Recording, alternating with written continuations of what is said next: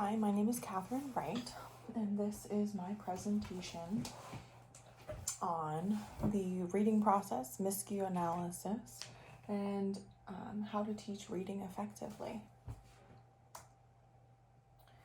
So we're going to start with some key terms to understand the reading process. Phonics is the first one. It's the relationship between letters and sounds. Phonemic awareness ties into that and is the awareness of individual sounds in a word and the ability to manipulate those sounds. So for example, if someone were to say, repeat back to me the word dog, but leave off the first letter, I would know that the rest of the word still makes the sound og, as the OG letters are still left. Language cues, which are going to be really important for later on for readers, consists of syntax, which is commonly known as grammar, or how words are laid out and create well-formed sentences. Semantics, which is the meaning ranging from words to sentences to an entire text. And graphophonemics is a person's knowledge of the letter-sound relationships. So, the reading process and the use of schemas. So, a schema is an organized piece of knowledge or experience that usually has a feeling attached to it. So, when a reader reads a text, he or she will pull upon their past knowledge, i.e. their schemas, to create their own context and understanding of the text that they are reading. So, everyone has their own schemas that are different from everybody else. So technically, anytime a person reads a text, it is going to be slightly different than any other person who reads it in the context and understanding that they create out of it, because every single person has a different schema and they might be slightly different or they could be greatly different. So the different types of schemas are personal, social, situational, and linguistic. So here we have the redundancy model of the reading process. So this model really explains how the reading process works. A long time ago, it was thought that the reading process was a very sequential, one thing leads to another process, and it is definitely not. It can be a very messy process, and there is no order in which a kid's going to learn this and then this and then this.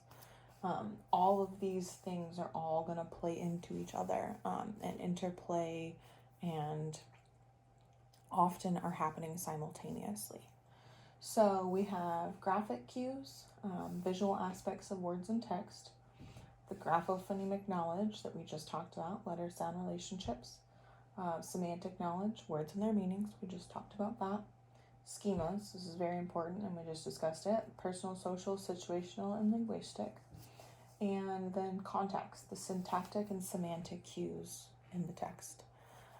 So all of these are going to interplay together and be what a reader uses to create their own understanding of a text. So the reader's comprehension is going to be an ongoing thing that is created as the reader continues to read.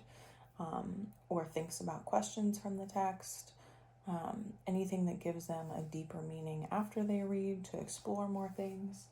So this process of comprehending is kind of constant and always interweaving between all of these. So key points of the reading process are, we read from whole to part as much as we do from part to whole. More often than not, we read from whole to part, which is kind of counterintuitive to what we would think. But once a reader becomes fluent and efficient, they do not read every single letter and sound out things. There's a huge piece of reading that is automatic. So effective readers use their schemas and context to understand a text and construct their own meaning, like we just talked about. Our eyes do not fixate on every single word. Oftentimes our eyes can be ahead of us a little bit. And this visual process of reading is a process conducted by the brain. So the brain is telling the eyes where to look. The brain is processing all of the information that is coming in through the eyes, being the text and everything else. And so the brain is kind of the master behind all of that. Reading is a very automatic process, and if we take that away and try to read word for word or sounding things out, the process will become so slow and monotonous that we will not be able to gain much meaning from what we are reading. And this is where a lot of younger kids struggle. If they don't have the fluency yet and they really struggle to read, they're going word for word so slowly and trying to sound things out that they then lose meaning because they're just going word by word in little steps instead of getting the whole meaning in the bigger picture. So, as shown in the redundancy model, all of the information taken in when reading and processing is connected and happening simultaneously of each other. So, we're now going to move on to miscues and miscue analysis. So, what is a miscue? A miscue shows that a reader missed a language cue and differed from the text when reading out loud. The reader may have read the word incorrectly. They may have changed the word or substituted it for another word. They may have left the word out or paused for a long period of time. A miscue is a neutral thing and often misconceived to be negative or an error. And it is absolutely not. It often is what can give us great insight into the strategies a reader is using during the process. So, miscues help a teacher or literacy professional draw inferences. It still cannot tell us exactly what's going on in the brain, as we cannot see into the brain, but we can draw pretty well educated inferences about what strategies a reader is using and how effectively they're reading based on their miscues. So, miscue analysis. Why do we do it and what can we learn from it? So, miscue analysis is completed by a teacher or literacy professional on the oral reading of a passage by a student. So there are some miscues that reflect the strategies, good strategies for reading, and miscues that lend a teacher to believe a reader is not using effective strategies. So conducting this miscue analysis gives us the insight, like we discussed, as to how effective a reader is being. So the miscues that show good strategies are ones that keep the meaning of a sentence or text, but show the readers using their own personal schemas. So they're pulling from their own past knowledge of certain things to kind of create that meaning of what they're reading. Miscues that show a reader is kind of thinking ahead, so they're understanding what they're reading and they're actually kind of starting to think ahead and predict what's going to happen in the text. Or changing one word to another that has the same meaning, but may have a more natural feel to that reader or make more sense to that reader. Miscues that show ineffective reading are often miscues that change the meaning of the sentence or the text that a reader does not catch. So if a reader is going through and changes a word and that word is so essential to the text that it causes the whole meaning of the text to be changed and the reader doesn't catch this, then that's a big clue to us that the reader is not gaining much meaning from the text, and obviously not the correct meaning from the text either. And then the frequency of some miscues can also lead us to believe that a reader is struggling to comprehend or different things. If they're having constant miscues and really having a hard time just getting through sentences, that really choppy kind of fluency will really affect their ability to comprehend what they're reading, because they're trying so hard just to get through each word. And then after completing a miscue analysis, a teacher can then make solid inferences of the strategies a reader is using and areas they may be struggling. So this can then be used to support the reader in the areas they may be struggling in, so that a teacher or literacy professional can help support them and get them where they need to be. So these are the basics of conducting a miscue analysis.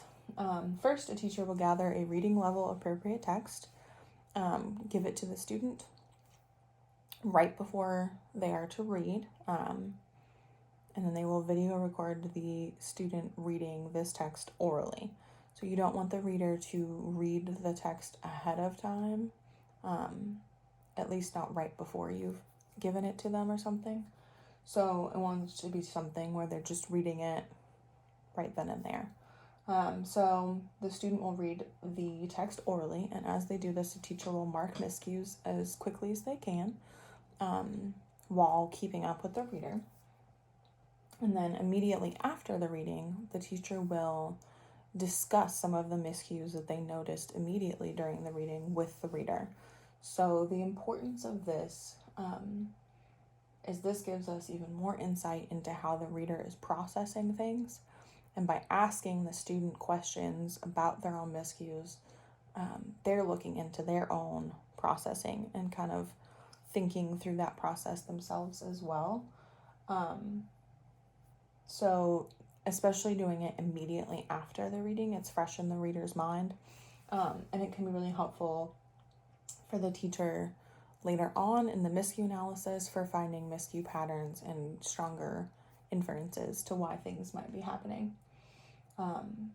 So after the student reads it, then the teacher will listen to the oral reading again on the video later on, so that they can go through and mark every single miscue that was made in the reading with, the consistent miscue markings that are done in literature.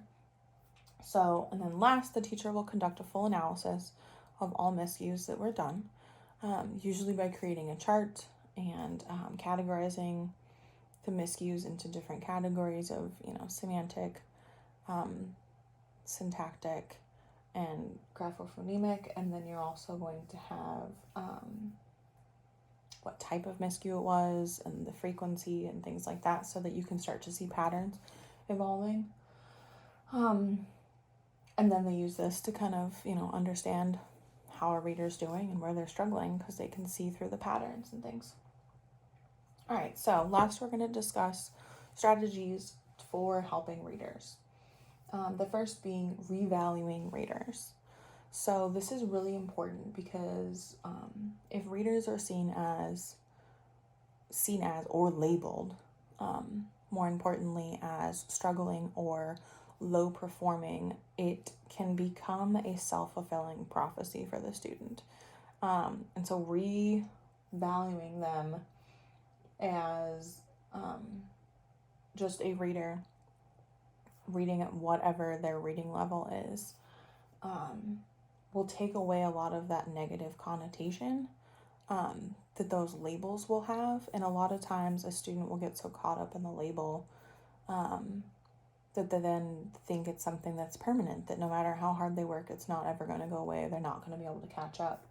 And it's not something they can overcome. So it can become very disheartening, and it really can affect motivation for readers as well. So taking away that label and making sure it's not seen as a negative thing. They're reading at the reading level they're at. And if, we want to hopefully increase that, but it doesn't have to be as struggling or low performing. So by changing this conception, we can help readers see beyond the label. And with a lot of this is confidence, especially with the fluency part of reading. Also having students understand that no one reads with 100% fluency. Even adults don't read with 100% fluency. And explaining that everyone makes miscues, and they don't need to be seen as negative or bad. They're just kind of how your brain is processing things, and that's okay. So when you're reading aloud or things like that, you don't have to be perfect. We're reading for meaning, and that is our ultimate goal, not reading for perfection. So second would be the miscue analysis that we talked about. So conducting one of these can really help a teacher understand the areas and strategies a reader might be struggling with, so they know exactly what to pinpoint and target when working with the student. And then multimodality. So this is a teaching tool used to help students gain meaning from text through different modes, such as videos, PowerPoint presentations, YouTube videos, audio recordings, reading out loud to your students, picture books, posters, photographs, artwork, all of those things that can accompany the literature is going to really be a multimodality and allow you to teach at a more in-depth level. So by doing this and using different modes, it allows students to not only understand at a deeper level, but also to express the meaning that they are gaining from this text on a much deeper level. So for example, if you have students create a piece of art from something that they read, or a poster if they read something about a cause or an issue, and then they can write something along with that. So really having like dual ways of having the student get engaged will really increase that deeper level of thinking, as well as like active learning. So text should be at reading level and not at grade level. So when you have a reader who is struggling, you want to make sure that what they're being given to read is at their reading level. And oftentimes, if they're already struggling, then they're probably reading below the grade that they are currently in. So then they're often being given reading that is above their level, which can increase frustration, greatly decreases their understanding of the text, causes them to slow down greatly, and really just lose motivation. So then it's going to be the cyclical thing that's going to continually cause the student to just fall further behind. So students should be given materials that they can read with around 98% accuracy.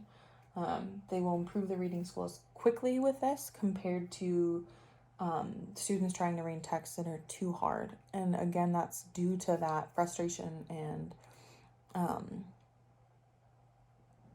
inability to comprehend something because it is so challenging to just get through. So some people feel like that's too easy for a reader, but it's really not, because there's still a handful of words on each page that a reader's going to have to work through, or that a reader maybe knows but isn't like 100% automatic. So they will still continue to improve greatly, and it will also help instill that love for learning instead of or love for reading instead of it just being extremely frustrating. So more reading and less worksheets. There's some studies that have shown that struggling readers often get less reading assigned to them in class and more busy work like worksheets. And this is definitely counterintuitive to what we want to see, as we really want those who are under grade level to be reading as much, if not more, than their peers to help get them back to reading at the grade level they're supposed to be at. So interesting and meaningful reading material of various types. So this is really important and really helps with the engagement and the motivation for readers. So if you can get them reading texts that they're more interested in, you're going to greatly increase engagement and motivation, which will greatly increase how much they're reading, and then in turn greatly increase their reading ability. So text should be relatable to the students' lives when possible, and free time reading should be encouraged. Often for low-income students, this means providing reading materials, because that's often what's going to put them at a disadvantage, is the resources. So ensuring students have access to a variety of texts that are culturally diverse, easy to challenging on reading level, fiction and nonfiction, and a variety of genres. So different students will take different interests in different types of text. So it's really important that a teacher has all of this variety so that they can meet the needs of all the students in their classrooms, as far as interests, as far as reading level, and allow these students to really explore what they enjoy to read. So reading aloud to students is really important for teachers to do, or parents, or anyone. And reading all different kinds of texts, especially when the student can follow along in print. This will really allow the student to connect what they are seeing as they read along with what they're hearing, and improves the automaticity of their reading. It also allows them to connect the sounds of the letters and the words with the symbols, and increases the student's ability to fluently put words together. So overall, it's going to be very beneficial for every student. So oftentimes, especially texts that are going to be a little on the challenging side for a student's reading level, those should definitely be read aloud, as that will kind of help scaffold the reading material to be more understandable for that student. And last, we have an activity that you can do as a strategy to help readers. So this is going to be one observation, one connection, one surprise, and one question. And this is an activity where you're going to give your students 4 pieces of paper, 4 sticky notes, have them read a text, and then when they're done reading the text, on each sticky note, they will write each of these things. So on one sticky note, they'll put their observation, on another, they'll put their connection, then their surprise, and then their question. And then you'll have them get into small groups and discuss what they came up with on their sticky notes with their other students, and then you'll do a whole group discussion at the end to really see what everyone has come up with. So this is really going to help readers think on a deeper level, especially with comprehension, and then really kind of enforce the fact that we read for meaning, not to be reading 100% perfectly. We read to get meaning from the text. So in summary, the reading process is very complex. It does not go in a sequential order. All the different processes and strategies kind of play off of each other, and they're all important, and there is no exact order. All kids are going to learn it a little differently. So miscue analysis is a really beneficial tool for teachers to do if they feel like a writer is struggling, or just see some more insight as to the strategies a student might be using. And then we had a long list of strategies to help readers, and there are many, many more out there. So this will help them to become efficient and effective readers that draw students in to be active learners at a deeper level. So questions or comments? And my references. Thank you.